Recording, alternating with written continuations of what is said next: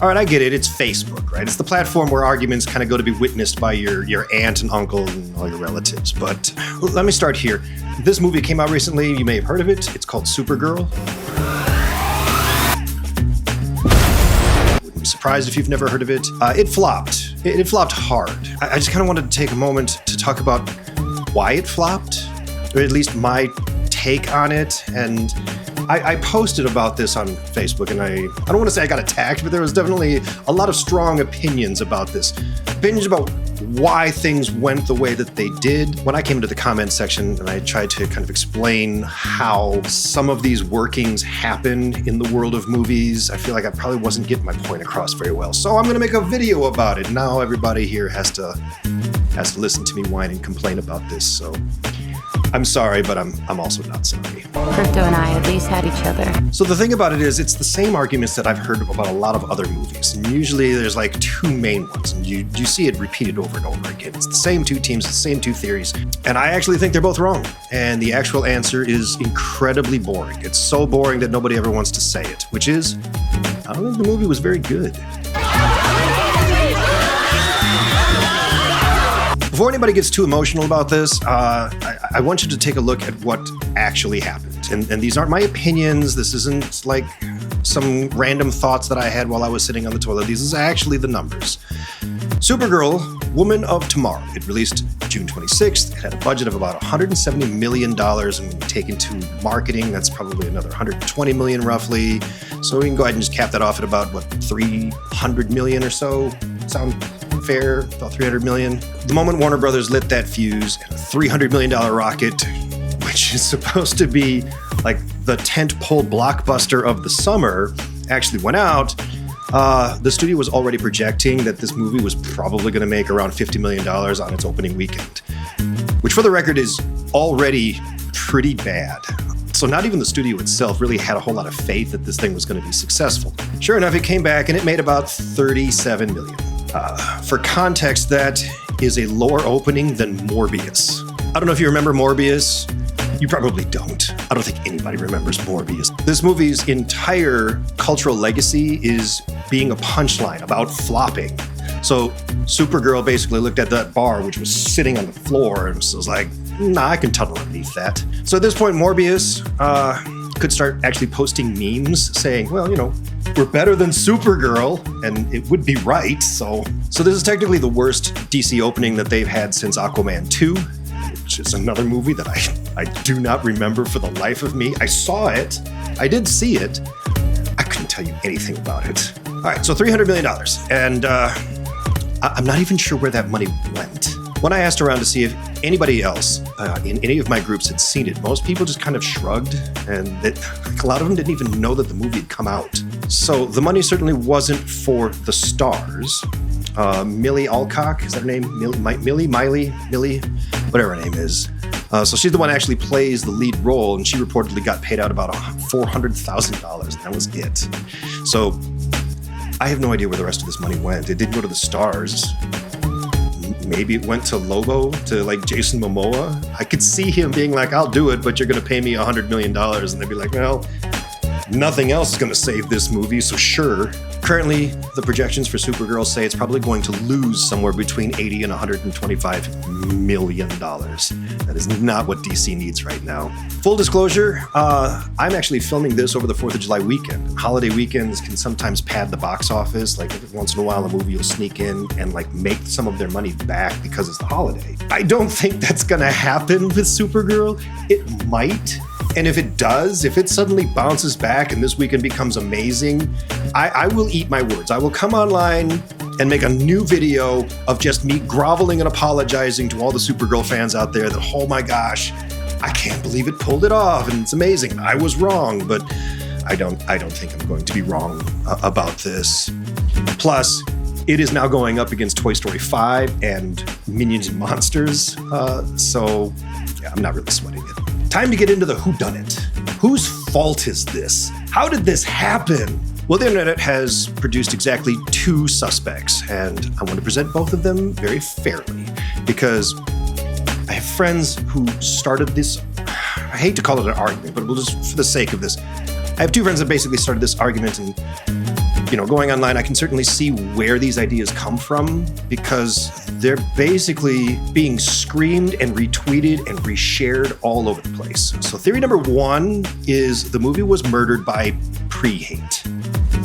Pre-hate is a bunch of toxic dudes and review bombers, guys who cannot emotionally survive the fact that a woman has a lead role in a movie. So these dude bros, they spent months tearing the movie apart before anybody had seen a single frame of it. They poisoned the well, kind of depressed all the ticket sales with their toxic man hate. The movie never really had a chance because you guys, right? I mean, you're just seeing it all over the place and you're starting to think, yeah, maybe these guys are right. Because that's how the internet works. Theory number two, audiences are finally rejecting woke Hollywood. Bleh, gross. Cooties. Supergirl is girl boss propaganda, is what I saw. The market has spoken. It's the go woke or go broke, hashtag girls are yucky, flag emoji, eagle emoji, eggplant emoji, whatever. Now, I don't know if you noticed something about these theories, but they disagree about everything except for one very important thing. They both agree that the audience is the villain. In theory one, the audience is a hate mob, and in theory two, the audience is a righteous uprising. But in both theories, the movie itself is just an innocent bystander in all of this. The movie is the real victim, you guys. You need to have pity on this poor, defenseless movie and just go give those rich executives another $100 right away and then watch it in theaters. Because that's how you're going to show those haters that you're not one of them. I think they would call this a pity view. Is that what we're supposed to do? We're supposed to give this a pity view?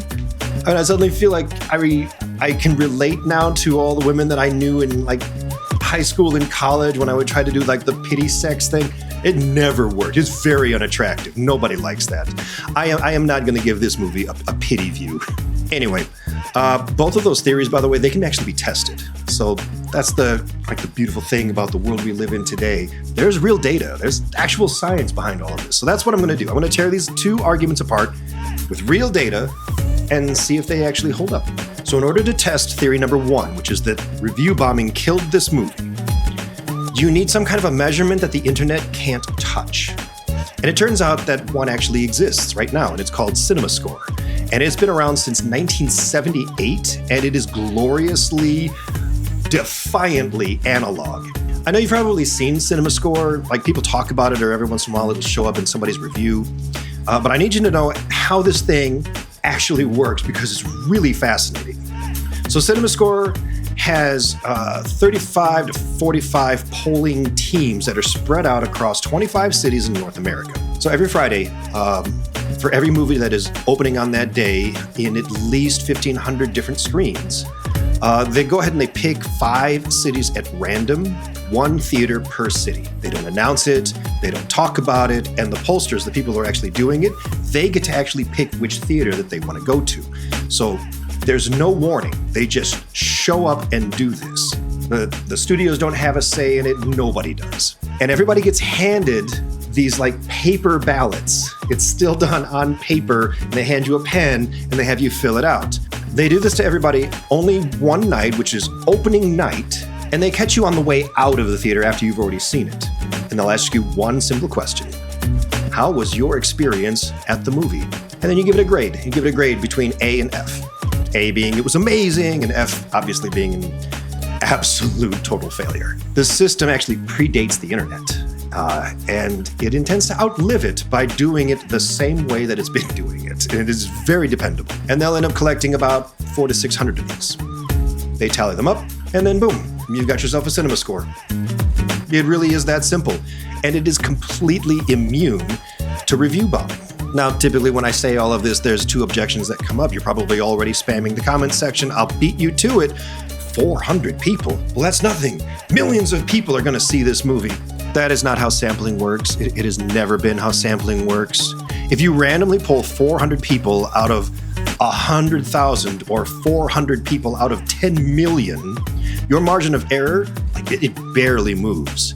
CinemaScore's founder puts their margin of error at about 6%, and that's actually larger than it probably actually is. This is the same math as every election poll that you've ever seen. It's done the same way. When they do an election poll, they usually grab about 1,500 people, and that is to represent 260 million voting adults in the U.S. If you want, you can think about it like a pot of soup. You don't actually have to drink like the whole pot of soup to know what it tastes like. You just need a spoon and you taste it, and now you've got a pretty good idea of what to expect with the rest of the bowl.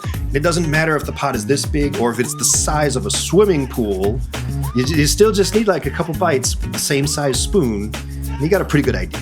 The other objection that I heard, and this one kind of caught me off guard, I wasn't expecting it, was, well, people could hate watch it on opening night specifically to tank the score. Okay, let's think about this plan for just a moment and then talk about what it actually requires to pull this off. You, as a person who hates this movie, who does not want to see this movie, you have to buy a ticket to the movie. Full price for opening night, which means you bought it in advance. Then you have to drive out to the theater, probably have to drag your whole family with you, so you got to pay for all their tickets, plus all their popcorn and all their snacks, so you're already out for probably $100 by then. All of this just so that you will sit through 2 hours or longer of a film that you already decided is gonna be garbage on the microscopic chance that your specific theater that you are in right now is one of the 5 theaters out of 3,600 screens that this movie is currently playing on, that they're going to be the one that CinemaScore happens to be polling that night. That is less than 1%. That is like 0.1% chance that your hate-watching vengeance plan will actually achieve anything at all beyond just you being in the theater and watching the movie that you said you were going to hate so much. And you're also just the one guy. You're still going to be in a theater full of people who actually wanted to see the film, so you're going to be greatly outnumbered. That is a hell of a commitment. And you know what's funnier is even if it worked, like even if you somehow rallied thousands of these spite pilgrims and then coordinated them across the country, well, congratulations, you all bought tickets. So you boosted the opening weekend. The one number that everybody points to call this movie a flop, your sabotage is financially indistinguishable from support. Also, can we just talk about the opening night crowds? Because they're not neutral. They're super fans. I want you to think about the last time that you absolutely had to buy a ticket for opening night so that you could be there the moment the movie came out. I think for me it was Star Wars, The Phantom Menace. I had to be there opening night. I was so excited. And coming out of the theater, if you had polled me right there, I would have given it an A. I had to think about it for weeks before I was like, wait, did I really like that movie? But when I was coming out of the theater, I was like, oh my God, I got to see a Star Wars movie. I was so excited. I had to give it an A. Versus, I also went on opening night to see M. Night's Avatar: The Last Airbender. That was a different experience. I showed up at the theater and people were cosplaying, like a lot of us. We were all excited. We all went to the theater. And when we were leaving, it was so depressing. Like nobody spoke. We were all quiet. Everybody was just kind of walking out. Nobody dared say a word for fear you got punched in the face. And we just walked out. And I think if you had polled me then, I'd have told you where to shove your stupid poll. Yeah, typically the people who are going to go opening night, these are super fans. These are the people who are so motivated to show up, who really wanted to see this movie that they bought the tickets in advance. And CinemaScore actually knows this. They believe that the bias in their grade is inflation, not deflation. And they recognize this. The founder himself described the scale as A is generally a really good movie, B generally kind of shaky, and C's are terrible. And D's and F's, they hardly ever actually give those out. I think it's really rare. If you score an F, you never should have made this movie. I have no idea what's scored an F. I would love to know. I didn't have a chance to look it up, but if you find out, put that in the comments. I'm so curious to know what movie people walked out of the theater and graded it an F. It's 21. There's 21 movies have ever scored an F? Alone in the Dark 2005, The Box 2009, Bug 2006, Darkness 2004, The Devil Inside 2012, Disaster Movie 2008, Disaster Dr. movie. T and the Women 2000, Eye of the Beholder 1999. Okay, stop. I don't even want to know anymore. Sorry I asked. Recently, The Flash got a B. Green Lantern, that scored a B. The Marvels, they scored a B. The live-action Snow White, that actually scored a B+, which is funny. People walked out of Snow White thinking, well, it was better than Green Lantern. I'll have to give that a B+. Yeah, Supergirl scored a B-. So to put that in perspective, the friendliest jury that this movie could ever possibly face, the people who ignored all the noise online, bought a ticket in advance, super excited to be there on day one, handed it a grade below Green Lantern and below Snow White. Now, historically, if you're just going by the data, that grade is an absolute death sentence because CinemaScore usually correlates with box office returns very, very predictably. It's very rare that they get this wrong, if ever. So an A+ movie, that is going to go on to earn about 5 times whatever it made during its opening weekend. So if a movie with like a monstrous $200 million opening weekend scores an A+ score, it's likely going to make well over $1 billion by the time that it leaves theaters. A B- movie, yeah, that might earn maybe 2.5 times. So if you do a little bit of math, $60 million globally, which is what Supergirl made, with a B- score, it's probably going to get like an additional 150 million, which will bring its total up to about 220. That's how they come up with those predictions for how much money they think it's going to lose. So I think they're probably spot on that one. And then Chuck, the trolls didn't get to the ballots, but the pre-hate is still anti-advertising, and it suppressed ticket sales before anybody could grade anything. All right, so that's a real argument, and it sounds right, like it feels like the right thing, except that there's actual research on this, and the research says something genuinely fascinating and very, very different. There's this really famous study out of Stanford and Wharton, and it looks at what negative publicity does to sales. And the result is this: a bad New York Times review will hurt a famous author and increase the sales of a book from an unknown author. So basically, for anything that isn't already a household name, that awareness is worth so much more than the negativity, because most people don't remember what they saw or heard was negative. They just remember the name, and it sticks with them. When they did a very movie-specific research, what they kept finding is the same pattern. The volume of conversation typically predicts opening weekends a lot better than whether or not the conversation was nice or negative, which really makes sense. I mean, most of that marketing budget, that $120 million, a lot of that really goes into media buy, which is nothing more than getting the name shoved in front of your face as much as possible. And a really furious 8-part TikTok about how the trailer is an attack on masculinity, yeah, that's unpaid distribution. And the words that people remember the most are Supergirl in theaters June 26th. So here's the cold hard truth of the marketing to pipeline conversion. If there really had been this massive months-long hate campaign, it probably would have helped. But there wasn't. And I can prove it because the industry tracks this stuff. So total social media reach for Supergirl across TikTok, YouTube, Facebook, X, Instagram, like all the big ones, about 639 million mentions. Which sounds really big, except Superman the year before had 954, almost 1 billion. Thor Love and Thunder had like 960 or more. Ant-Man Quantumania, which is a movie that you do not remember. I know you don't remember it. And even if you did, you don't remember how you felt during it. Yeah, that had more than Supergirl, 732 million roughly. Even Captain Marvel hit 720 million, and that was back in 2019. I don't think TikTok was a thing back then. So this like deafening hate campaign that everybody's talking about for Supergirl, it was actually a lot quieter than Quantumania. The internet wasn't really screaming about Supergirl. The internet was just shrugging, like nobody was really talking about it. But it gets a lot worse for the theory because the tracking films don't just count the conversations, they actually read the conversations. And the dominant pre-release complaints that are on record is that the movie looked overly James Gunn. So that's the humor, the characterizations, the special effects, the most tracked chatter was summed up as, this looks like Guardians of the Galaxy as a one-woman show. So that's not really like a gender complaint, that's a craft complaint.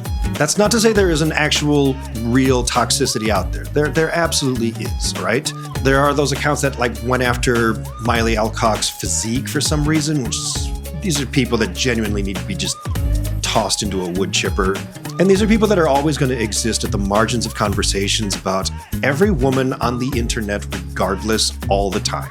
But the actual documented dominant conversation wasn't like a woman has superpowers or whatever. It was, this movie looks like a movie I've seen before. All right, theory 2. I don't know why I did this. Spider-Man. I did a Spider-Man. Audiences are rejecting woke Hollywood. Female lead genre movies are box office poison. Market has spoken. Has it though? Has it?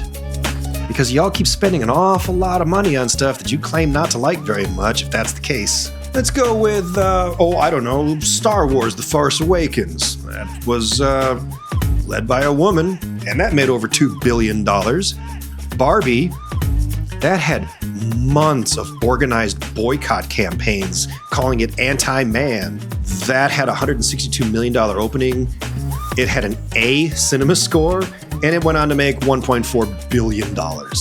Inside Out 2, the movie which is set entirely inside a teenage girl's head, which was the most woke Hollywood logline ever constructed. That made roughly $1.7 billion and is the biggest animated movie of all time. And then you've got the other successes. You've got Wicked. You've got the entire Hunger Games trilogy. You've got Wonder Woman. Wonder Woman made $822 million. It is considered an A CinemaScore and is from the exact superhero guy demographic that this theory is like all in arms about. I also have a hard time with the whole woke thing because it makes it sound like it's something new, and it's not. I feel like everybody who is on this side has the exact same argument. I'm going to bring it up again anyway because I love these movies. Ripley carried the Alien franchises since 1979. Sarah Connor from Terminator, that's been going on since 84, I think. So the strong female lead is not like this new woke innovation. It's older than most of the people who are complaining about her. And I gotta say, I'm focused mostly on franchises and movies that have just made a lot of money, but it's not always just about the money. Sometimes it's about the love. And there are some truly beloved films out there, films, movies, TV shows that have female leads. One of my personal favorites, Everything Everywhere All at Once. What a great movie. There's a middle-aged Chinese immigrant mother as an action lead. It's brilliant. Movie made about 10 times its budget and won Best Picture. Here's one, Spider-Man Across the Spider-Verse. That movie leaned very heavily on Gwen Stacy, and ain't nobody mad about that. She's fantastic. Movie went on to make another $690 million. It is universally adored. And then when you go over on streaming, there's audiences skew very heavily towards genre guys. You've got Prey, that's that Predator movie. That was fantastic. It was also one of the biggest premieres in Hulu's history at the time. You have Nimona, I absolutely loved. Blue Eye Samurai, which is brilliant. Freaking K-pop Demon Hunters. That is one of the most watched original films Netflix has literally ever had ever. The entire audience loved it so much that they grabbed all of their songs and boosted them to the #1 charts. I'm pretty sure that audience is not all girls, is what I'm saying. You included? Me included. I know all the songs. I do. The soda pop. It is very catchy. And then I hear, but check superhero fatigue and DC baggage. People just are done with superheroes and capes and things. I get it. Yeah, that's great. Two problems with it. Problem number one is, as I'm filming this, Spider-Man Brand New Day is still a month away from release and already has sold over $40 million in pre-release ticket sales, which is the best first day pre-release like any movie has posted the past 5 years. Apparently, we are so done with superhero movies that we are buying record-breaking numbers of tickets to one that doesn't even exist yet. Problem number two is, well, if that's true that we're truly just done with superheroes, then explain to me Superman. It came out just a year before. It's the same studio, it's the same universe. It was just 12 months ago, and it made $125 million on its opening. All told, $618 million, I think it was worldwide. And at the exit poll, that also tells another story. The exit poll is, as people are leaving, do you recommend this film, is what they would ask. For Captain Marvel, 73% of the people that walked out of it said, yes, highly recommended. For Superman, it was 74%, highly recommended. For Supergirl, it was 52%, only half the audience. Your mouse is so weird. What buttons are you pushing? I accidentally pressed the side button on your mouse and it popped up this. Oh my God. What is happening? I don't know. How do I get rid of? So, follow the trail of bodies. You will find your truth. Theory 1 says that toxic men boycotted this movie, but men were the majority of everybody that actually showed up. And they're the ones who graded it B-, so, something is clearly not connecting there. If you ask me, Critical Drinker was actually right. Boys are more interested in costume superhero power fantasies than girls. Gasp, I know, that sounds insane. I don't even know what I'm talking about. That must have just fallen out of my ass. Theory 2 says that guys reject the girl power agenda, but the audience, again, that showed up, it's a superhero guy audience.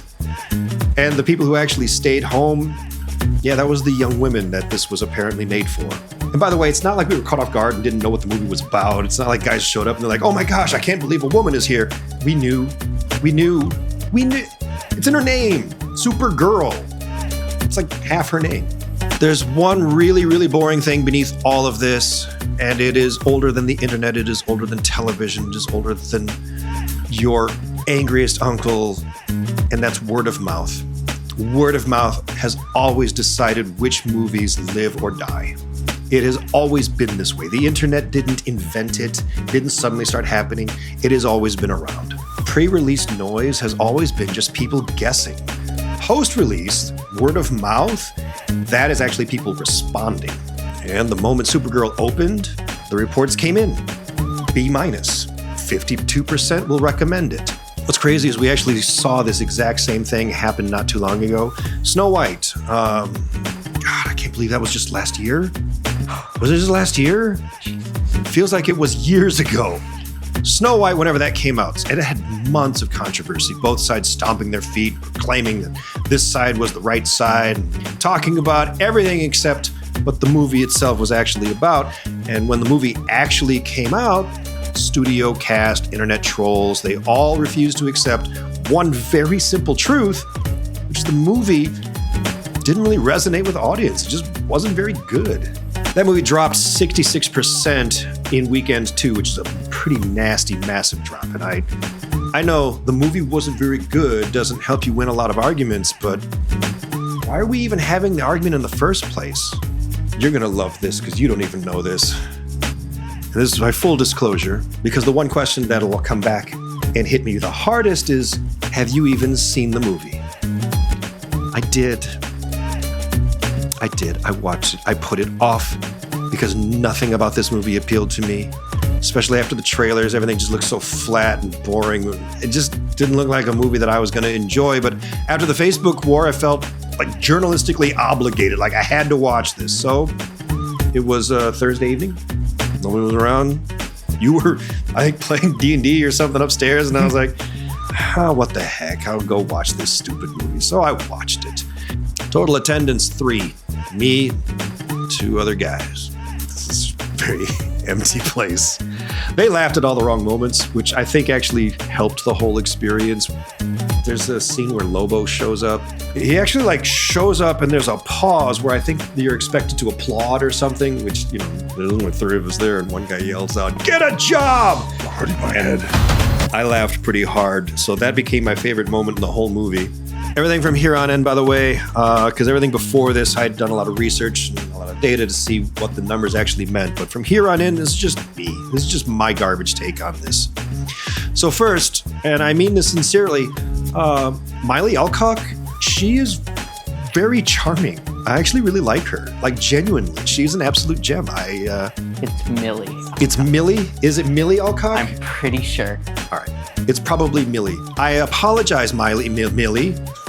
I don't know anybody's name. I don't care. I noticed even the most brutal reviewers, they agree that Millie was sweet, genuinely. She was very charming in this role, which kind of makes everything else worse because she can only do so much with what she was handed, and what she was handed was kind of character assassination garbage.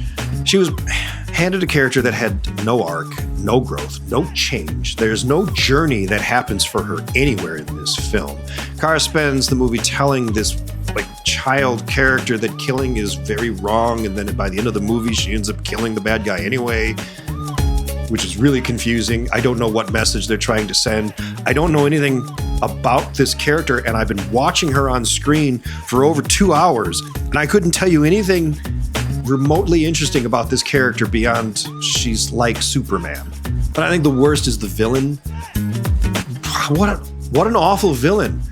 So this villain is the most forgettable guy I've ever seen. I walked out assuming that they invented this guy for the movie. Like, I don't think he's an actual comic book character that I know of. I've never seen.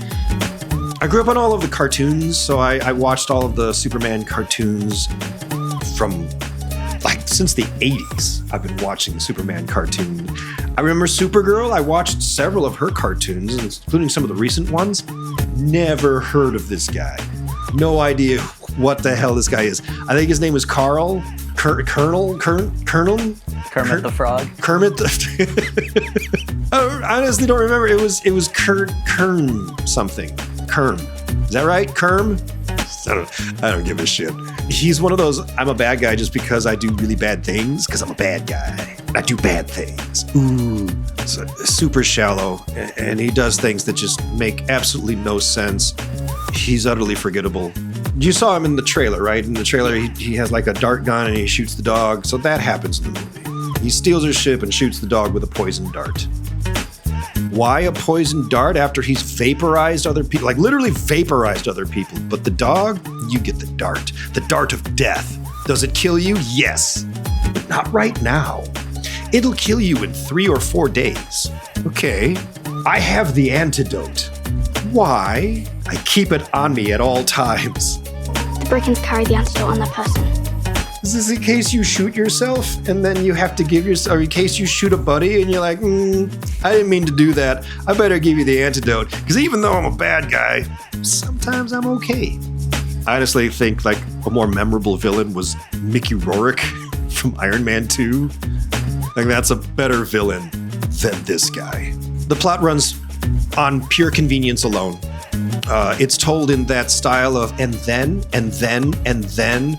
And that is the rhythm that there are only 2 kinds of writers that can actually produce this. One is a 5-year-old that is trying to describe the plot of Fast and Furious, and the other is a room full of executives pretending to be writers. Also, fuck the music. I'm sorry. To hell with the music. That cinematic slow motion set piece of this $170 million movie that is supposed to be epic. It is scored in this slowed, breathy, really obnoxious cover of Jimmy Eat World's The Middle. I don't know if you've ever heard this song. Not a lot of people have. It's not very... I hate to say it's not very good, but it's not. It's very out of place. It feels like it was just kind of shoehorned into the movie because they couldn't figure out what else to put in there, I guess. It ended up being like one of the biggest debated things in the movie because I guess they had filmed the fight scene and they had like 50 different songs that they could have put in there and they couldn't decide which until James Gunn himself stepped forward and said, I know exactly what song goes in there. Screw you, James. I hate that moment so much. It also makes no sense to me. She's an alien. She is an alien from an alien world, hanging out on another alien world. She doesn't consider Earth to be her home, but she likes to listen to Earth music because no other planet knows how to make music, I guess. I miss epic cinematic music. I miss the score, bring in an actual theme, a full orchestra, because that orchestra just makes a movie feel big and grand and, and epic and cinematic. That's what it does. John Williams set the bar long, long ago. There are many other composers since him that do a phenomenal job of this. And he was just like, or Jimmy Eats World. I'm going to harp about one other thing that is going to be quote-unquote controversial, but I don't care. I'm just going to say it anyway. The writer that is credited for this project, her name's Anna. I'm not going to pronounce her last name because I'm just going to butcher it. I'm just going to call her Anna for now. She is a first-time screenwriter. This is the first time she's ever written a feature. Nothing against her. She might be a fine scriptwriter someday, or she might be a fine scriptwriter for certain types of things, but you're really going to hire somebody who's never really written a big movie and have them helm a $200 million, $300 million blockbuster tentpole film that you are hoping is going to rescue your franchise? You're just going to bet it all on somebody that's never done this before? Not to mention the director, who's directed a handful of things, but everything that he's ever done has been like a lower budget, character-driven style story. If you look at his IMDb, he's got some pretty good, solid titles under his belt. So he's not new to the franchise, but he's very new to something that's like heavy special effects and all that. So you got a director who has no real experience in this kind of franchise, written by somebody who's never written for anything bigger than an indie film. How did you expect this was going to go? How did you think this was going to go? Seriously. All of this tells me really that James Gunn is a very talented director. We've all known that, right? James Gunn is a pretty talented director. But he does not have the decision-making chops to helm an entire studio franchise, especially if these are the chosen leaders who are supposed to help him build this entire connected universe. This is only the second movie. We're only at number 2. We've only had Superman, and now we've had Supergirl. And we've had one that was of moderate success, and the other one which was... One last thing, and then I promise I'll let you go. If you saw Supergirl and you loved it, like genuinely, good for you. Good. Seriously, I want you to keep it. Liking things is free. You are allowed to like anything you want. Nobody can ever take that away from you. Not box office numbers, not YouTube critics, certainly not me. You are allowed to like the things that you like. You're also allowed to not like things. And there's no obligation there. And I really want to emphasize that, okay? Because no one, not you, nor I, nor anybody, is ever truly obligated to pay money to watch something that we didn't find interesting for any reason at all. The burden of making a movie look appealing enough that you actually want to go to the theater and watch it, that's on them. That's not on you. What's the worst that's going to happen? What's the worst thing that could possibly happen? You see like a trailer for a movie and you go, I really don't want to see that. The worst thing that happens is you didn't see that movie, or you didn't see that movie now.